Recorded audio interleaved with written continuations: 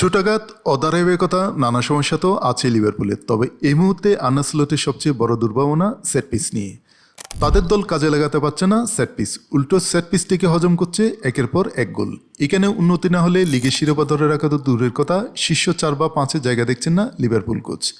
দলবদলের বাজারে কারি কারি পাউন্ড খরচ করেও চলতি মৌসুমে লিভারপুলের পারফরমেন্স হতাশাজনক। 17 ম্যাচে চেলসির সমান 29 পয়েন্ট, তাদের গোল পার্থক্যে তারা আছে 5 নম্বরে। তাদের এমন অবস্থার বড় কারণগুলির একটি সেট পিসে ব্যর্থতা। সেট পিস থেকে চলতি মৌসুমে এখনো পর্যন্ত 3টি গোল করতে পেরেছে তারা, হজম করেছে 11টি। সে হতাশা অকপটে প্রকাশের পাশাপাশি এভাবে চলতে থাকলে সম্ভাব্য পরিণতিও তুলে ধরেন স্লট।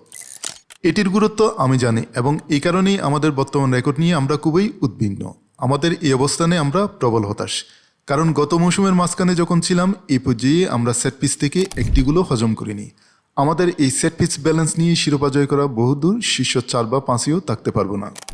এই হতাশার তিমিরেই অবশ্য আশার ঝিলিক দেখছেন স্লট। সেট পিচে এত বাজে পারফরমেন্সের পরও দল এখনও লড়াই আছে, সেটিকেই প্রেরণা মানছেন আর্নে স্লট। লিগের শীর্ষভাগের দলগুলির মধ্যে আমরাই একমাত্র দল যাদের সেট পিস ব্যালেন্স নেতিবাচক। আমাদের ব্যালেন্স শুধু নেতিবাচকই নয়, আমাদের ব্যবধান -8, তারপরও আমাদের পয়েন্ট চতুর্থ সর্বোচ্চ। চেলসির ব্যালেন্স সম্ভবত 8+, আর্সেনাল ও ম্যানচেস্টার ইউনাইটেডের সেট পিসের সংখ্যাও অনেক বেশি। সেদিকে যদি তাকান তাহলে বুঝতে পারবেন এমন সেট পিস ব্যালেন্সের পরও আমাদের এত পয়েন্ট পাওয়া কতটা স্পেশাল। কারণ আমরা সবাই জানি উন্মুক্ত সুযোগ তৈরিতে আমরা লিগে 1 নম্বর,